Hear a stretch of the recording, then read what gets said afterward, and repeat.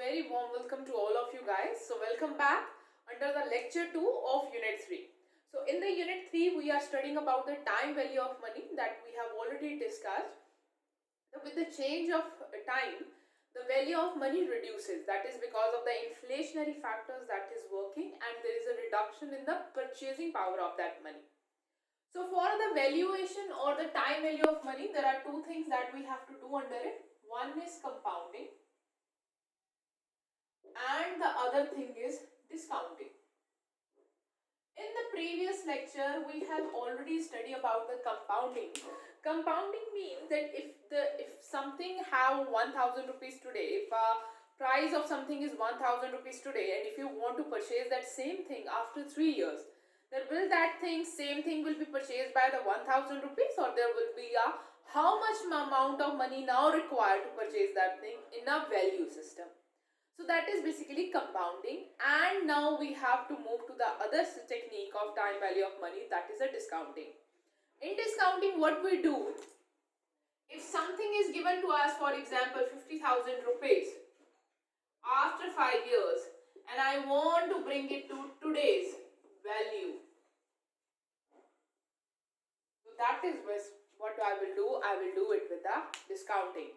So means it's a reverse of compounding. The concept of present value is the exact opposite that of a sum of money or a series of payment, which in case of a present value concept, we estimate the present worth or a future payment, installment or a series of payment adjusted for the time value of money. So means basically, if you are getting a 50,000 rupees, then what will be the worth of that 50,000 rupees? What is the real value?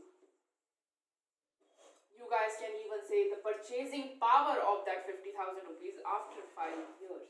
So this is what we are going to do under the discounting. The basis of present value. So under the discounting, what we find, we try to find the present value of the thing that we call as a PV.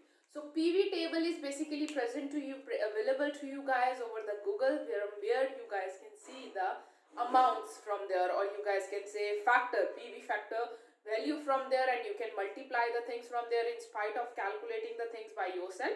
So PV table is available on Google. You guys can download it from there to make your work more easier. So now let's start with the discounting of the things. So as we have already discussed, discounting is also called a present value concept. It's a concept of present value is the exact opposite of the sum of money arises or the series of payment, which in the case of present value concept, we estimate the present worth or the future payment. So what will be the future payment that we are going to receive, what its present worth is, that we are going to calculate using that discounting technique. The basis of present value approach is that the opportunity cost exists for the money lying idle. That is to say that the interest can be earned on a money, the return is termed as a discount rate. So basically, to calculate the PV present value, we are going to have a discount rate. So this discount rate that you guys can, amount that you guys can see from the PV table also, depending upon the what is the percentage of interest is there and what are the number of years are there. So the formula for the calculation of PV for n number of years, when the number of year is n, means any of a number, then the PV is basically calculated like this, A to the power n. So means you guys can say it is quite opposite from the compounding one. So when the last lecture, when we have go for the compounding, in compounding we have find out the A is equal to P 1 plus I to the power n. But if you want to find the value of a PV factor or a discount factor, then its value will be I to the power n. So means after that you can divide that thing with the A or the amount. So PV is the principal amount for the investor is willing to forego at the present. I is the interest rate, that you guys must be very clear. A is the amount at the end of the period, and N is the number of years. So I hope so you guys are clear with it. So now let's begin with one example which will make it more clearer with us with the discount. So if Mr. X depositor expected to get 100 rupees after 1 year. So now let's do one example which will make it more easier for us to understand this concept. Let's start.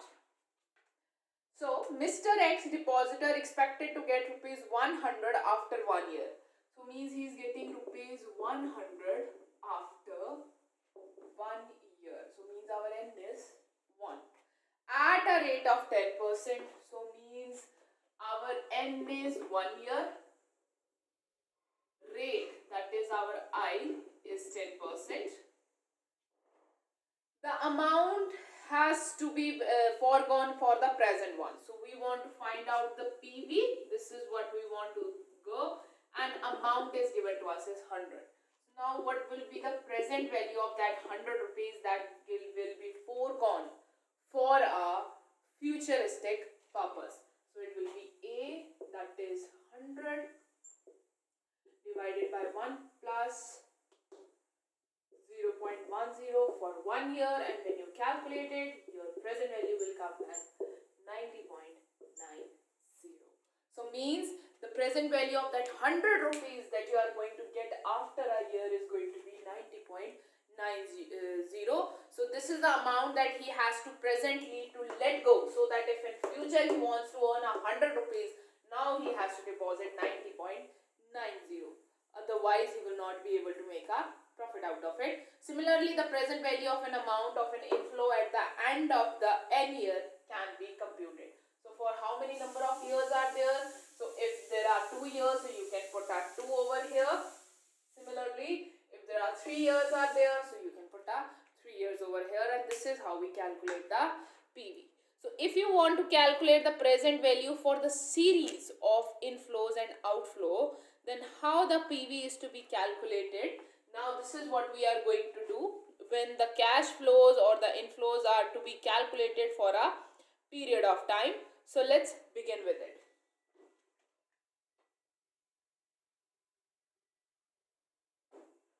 So we are given, calculate the present value of NT of 500 rupees received annually for 4 years. So 500 rupees you are receiving for 4 years, you have to calculate their present value. That present value that is being received after a 4 years. So means year is here 1, 2, 3, 4. Amount that you are receiving is 500, 500, 500, 500. You want to have to put up a PV factor over here. Add the I that is of 10%, and here you will be finding a present value. So first of all, you have to find a factor. So I have already told you guys that how to calculate the factor. If you don't want to calculate the table, the factor, then what you can do, then you can download the PV table. In the PV table, on this side, the rates are given. For example, 1%, 2%, 3%, 5%, 10%, 15%, 12%, and on this side years are given 1, 2, 3, 4, 5, 6, 7, 8. So now here how you are going to see the PV table. The PV table is seen in this way. We require a factor over here at the rate of interest 10%. So means this is our rate of interest, and after which year? That is the first year. So first year at 10%. Whatever the amount or the figures will be written over here, which will be 0.909, you will be writing the factor value over here. So if you want, you can see the factor value from here. For this, it will be 2 year at 10%, so second year 10% over here, third year 10% over here. Correspondingly, if there is any change in rate or percentages there, you can see the things from here. So here I am not even given with the PV table. So if it is not given to you guys, you can calculate the amount by like this. 1 plus 0.10 for 1 year, 1 plus 0.10 for 2 year, 1 plus 0.10 for 3 year, 1 plus 0.10 for 4 year. So by doing this, you can also calculate the PV factor value. So here, if I will calculate, it come as 0.909, it will come as 0.827, here it will be 0.751, here it will be 0.683. So now you have to multiply this 500s with these rates and you will find their PV. So 500, 45430, it will be 413.50, it will be 375.50, and it will be 34150. So this is how we are going to calculate the things or the PVs or the present values for the amount that is going for the same amount in the future. So what is their present worth is there. I hope so that you guys are clear with this thing, that how to calculate the PV. So now let's move to the one more thing, another question in which it will make more clearer to you guys that why we have a need to calculate them. So present value of a perpetual annuity. Now we have to calculate it. A person may like to find out the present value of his investment. Now why we have a need to calculate the present value for a perpetual annuity? A person is in a requirement so that he is able to get amount of total investment that he is making. For example, if I am making an investment of 5 lakh rupees, that is for 5-year period or 10-year period. So I have to make sure that if I am investing 5 lakh rupees for a 10-year period on some investment, so whether it will be profitable to me or not. And I know that the amount that I have today has a more value than the amount I am going to receive in the future. So means if I am making some kind of sacrifice, either it is going to make me or pay me back or not. So for that we have to consider the present value of a perpetual annuity. So let's start with it. A person may like to find out the present value of his investment in case he is going to get a constant return year after year. An annuity of this kind which goes on forever is called perpetual. So this kind of annuity which goes on forever means every year you're receiving 50,000 rupees or 20,000 rupees out of it. So you want to know what is the present value of that investment. For that we calculate present value of a perpetual annuity. The present value of a perpetual annuity can be ascertained by simple dividing A by interest or discount rate I, symbolic representation A divided by I. So now let's do this question so that we become more clearer to it. So Mr. Bharat principal wishes to an institute a scholarship of 5,000 rupees for an outstanding students every year. He want to know the present value of investment which would yield 5,000 in perpetuality at a discount rate of 10%. So to find present value of annuity for every year, how we are going to find out? Where the number of year here is not given. It is given to us that it is perpetual, means throughout the years it will be like that. So means the year is infinity one. So in that case it will be A divided by I straight away. This is how we are going to calculate it. So means what will be the PV for the same? 5,000 he is going to make a payment for every year to every student and at the rate is 0.50. So it will be 50,000, that will be the PV of that investment for the. So the Mr. Bharat wishes to institute a scholarship of 5,000 for an outstanding student every year. So here the number of years are not given to us. So the annuity is going to be perpetual in nature. He want to know the present value of investment which will yield 5,000 in perpetuality. So if in future he wants that 5,000 he gets every year. So every year he gets 5,000. This year 2020, in 2021 he again get 5,000. In 2022 he again get 5,000. So similarly it's keep on going on. So presently how much amount he should invest into it. So for that simple formula is A divided by, that is I That is, this is the amount he wants to get, and this is the rate of interest into it. So it is 5,000 divided by 0.10 means presently he should invest 50,000 rupees so that in future he can perpetually generate an amount of 5,000 every year for scholarship. I hope so that you guys are clear with it. So we are almost done with our annuity. Now we will do one more question, some more questions, so that we can be more clearer with it. So now let's do one question which will make you guys very much clear where you are going to calculate for the compounding, where you are going to calculate for the present value. So basically the question is going to define it by itself. Let's see, there is an illustration number 10 that is given to you guys in your book.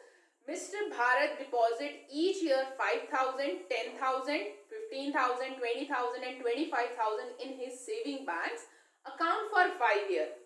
The interest rate is 6% and he wants to know his future value of the deposit at the end of 5 years.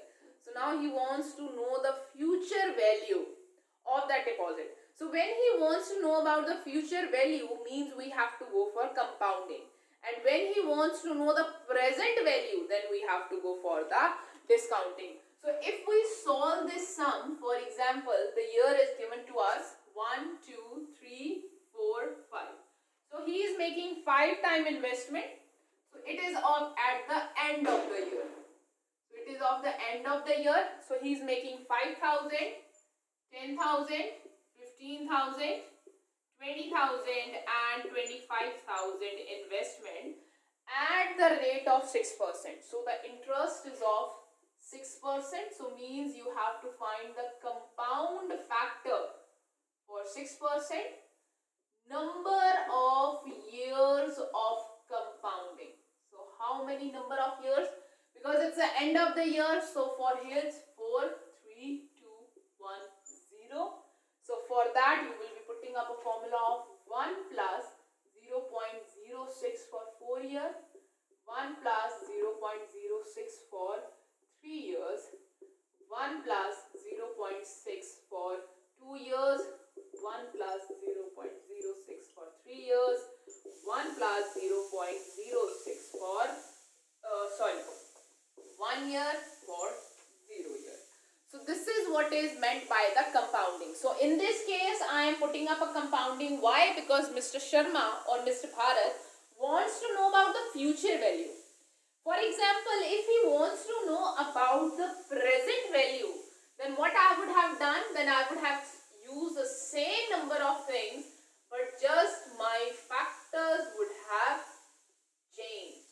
So in that case I will have used PV. And for the PV, I might have used this formula to calculate the PV factor. So, to finding out the PV, so that's why it is a direct opposite. The compounding and discounting are very opposite to each other.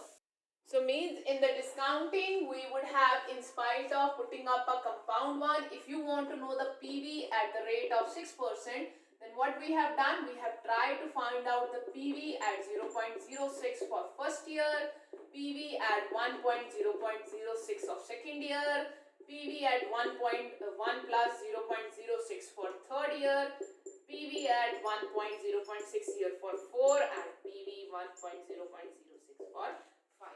So means in the compounding we try to find the future value. In discounting, we find the present value. So this is how we do the compounding and discounting. So I hope so that you guys are clear with the unit 3. So with this we have done with our unit 3.